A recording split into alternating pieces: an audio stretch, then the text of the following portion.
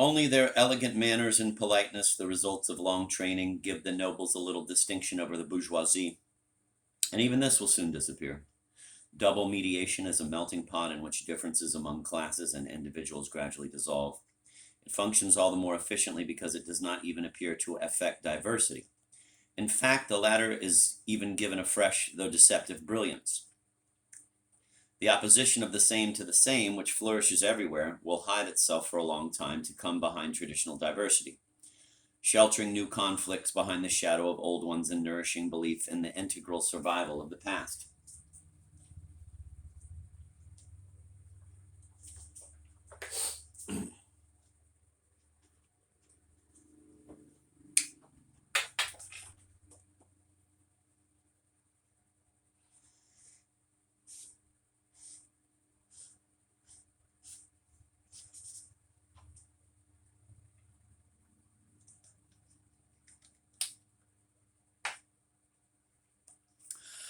Under the Restoration, the nobility seems more alive than ever. Never have its privileges been more desired, nor its ancient families so eager to emphasize the barriers between themselves and the common people. Superficial observers are not aware that internal mediation is at work. They can only conceive uniformity as that of marbles in a bag or sheep in a meadow.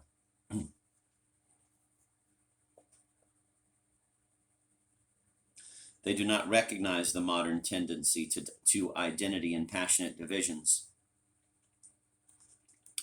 their own divisions. But the clash of symbols is loudest when they fit each other exactly.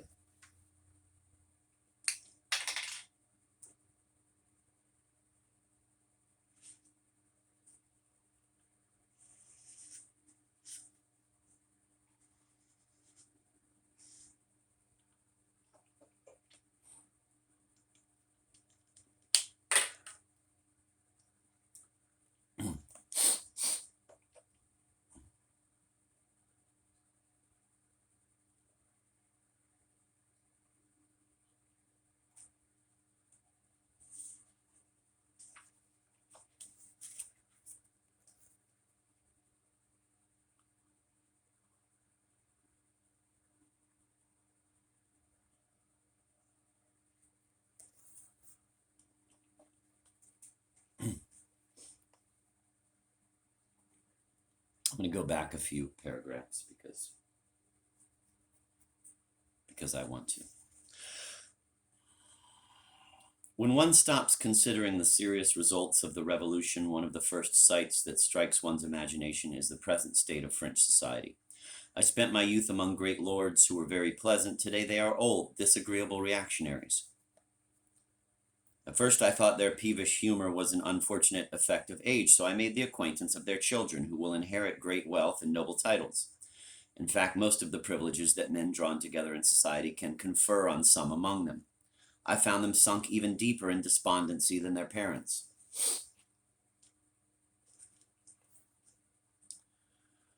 The transition from external to internal mediation constitutes the supreme phase in the decline of the nobility.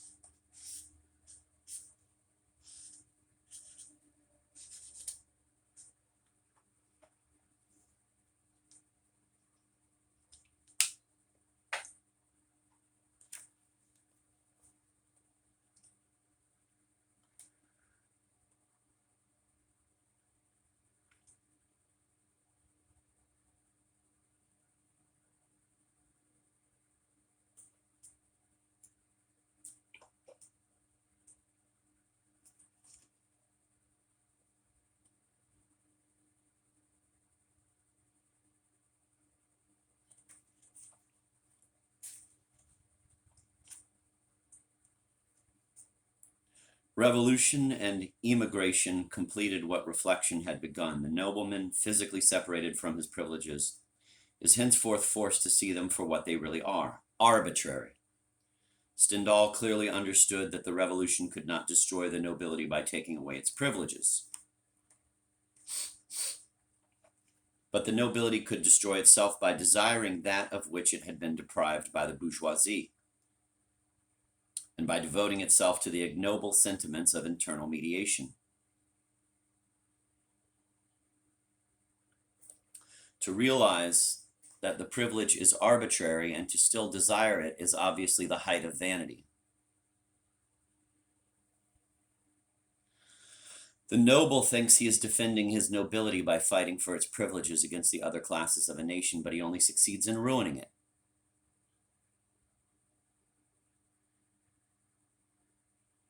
He desires to recuperate his wealth as a bourgeois might, and the envy of the bourgeoisie stimulates his desire and endows the pettiest of honorary trifles with immense value.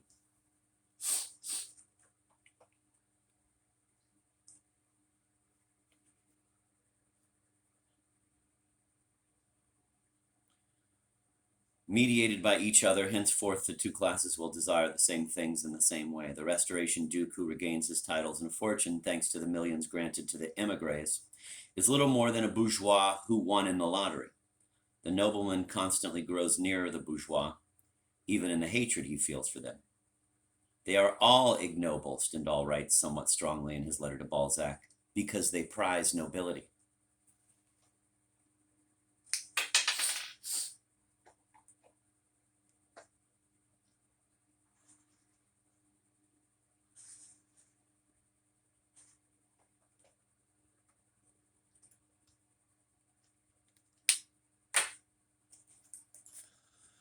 Only their elegant manners and politeness, the results of long training, give the nobles a little distinction over the bourgeoisie, and even this will soon disappear. Double mediation is a melting pot in which differences among classes and individuals gradually dissolve.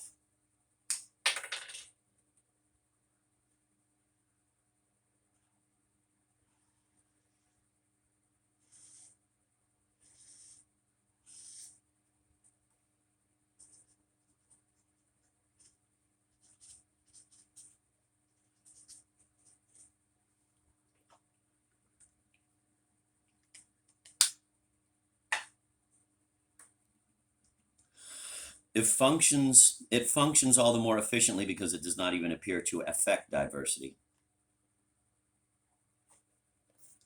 In fact, the latter is even given a fresh, though deceptive, brilliance.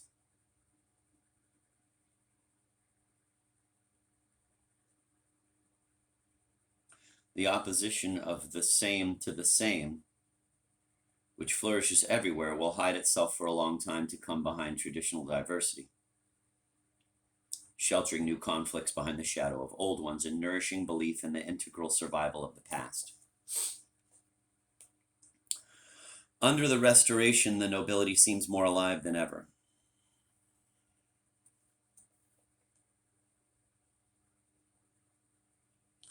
Never have its privileges been more desired, nor its ancient families so eager to emphasize the barriers between themselves and the common people.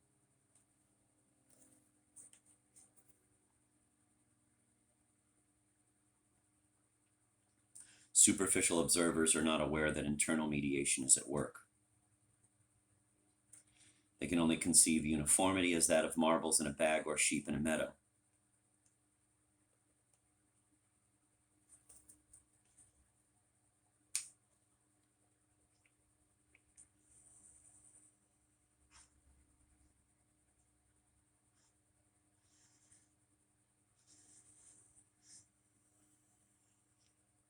They do not recognize the modern tendency to identity and passionate divisions, their own divisions.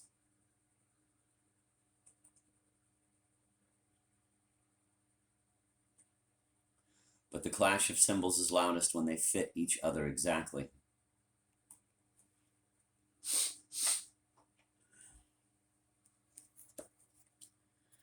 Because it is no longer distinct, the aristocracy tries to distinguish itself.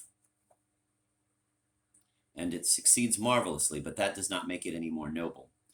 It is a fact, for instance, that under the constitutional monarchy, the aristocracy is the stuffiest and most virtuous class in the nation. The frivolous and seductive nobleman of the Louis XV era has been replaced by the scowling and morose gentleman of the Restoration. This depressing character lives on his property, he works hard, goes to bed early, and worst of all, even manages to economize. What is the significance of such austere morals? Is it really a return to the, quote, ancestral virtues, end of quote? This is what we are told constantly in the bien pensant journals, but there is no need to believe it. This gloomy, sour-tempered, and totally negative kind of wisdom is typically bourgeois.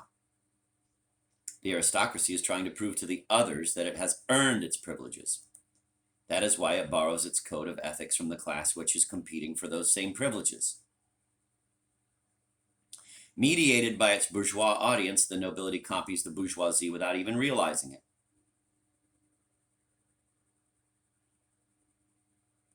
In Memoirs of a Tourist, Stendhal remarks sardonically that the revolution has bequeathed to the French aristocracy the customs of democratic Protestant Geneva.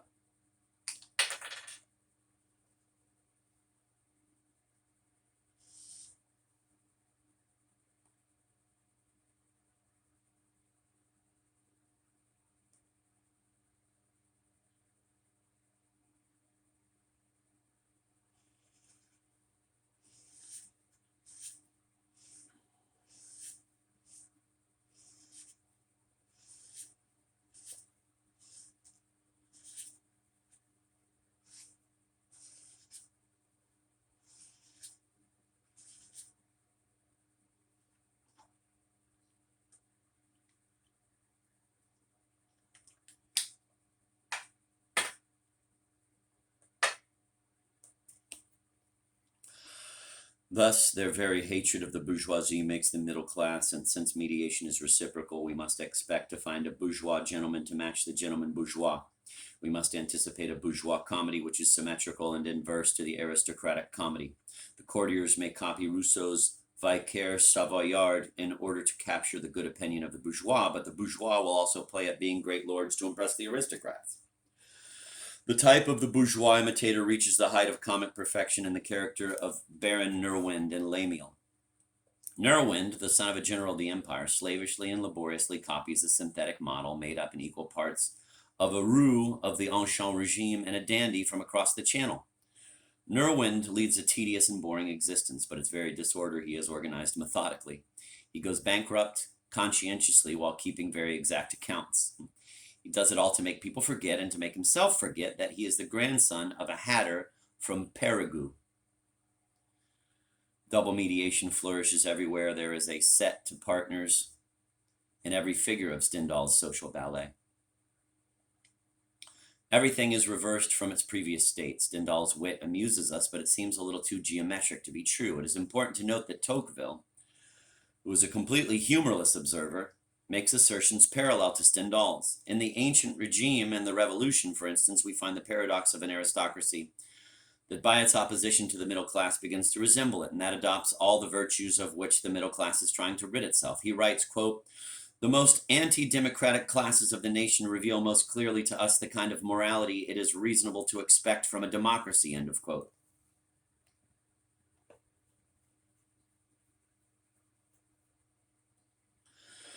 When the aristocracy seems most alive is precisely when it is most dead. In an early edition of L'Emile Nerwind, Nerwind is called Diaubing.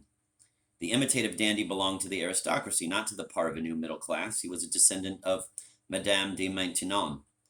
Otherwise, his conduct was exactly the same as in the last version of the novel. No doubt Stendhal chose the parvenu bourgeois, the commoner, to play the comedy of the nobility because he felt that the comic effect would be more apparent and reliable.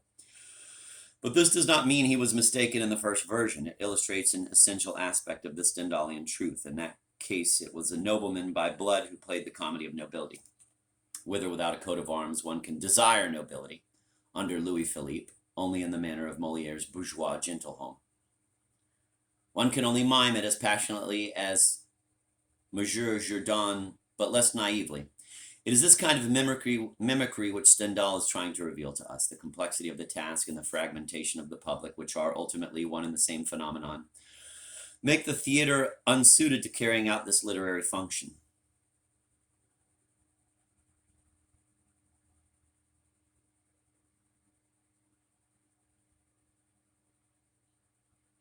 Comic theater died with the monarchy and gay vanity. A more flexible genre is needed to describe the infinite metamorphoses of vanité triste and reveal how void are its oppositions.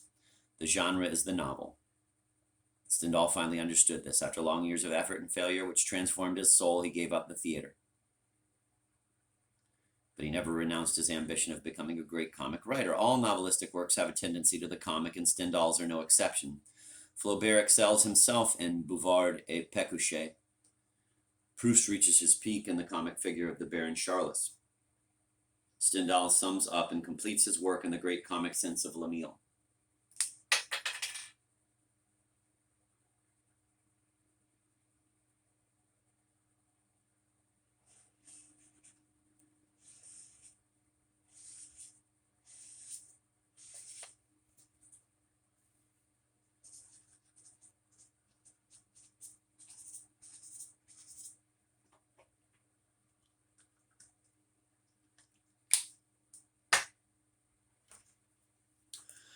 The paradox of an aristocracy that becomes democratic through its very hatred of democracy is nowhere more striking than in political life. The tendency of the nobility to become bourgeois is clearly seen in its sympathy for the ultra party, a party devoted entirely to the defense of privilege. This party's conflict with Louis XVIII showed clearly that the monarchy was no longer the polar star of the nobility, but a political instrument in the hands of the noble party. This noble party is oriented not toward the king, but toward the rival bourgeoisie. The ultra ideology is merely the pure and simple reversal of revolutionary ideology. The theme throughout is reaction and reveals the negative slavery of internal mediation. Party rule is the natural political expression of this mediation. Party platforms do not bring about political opposition. Opposition brings about party platforms.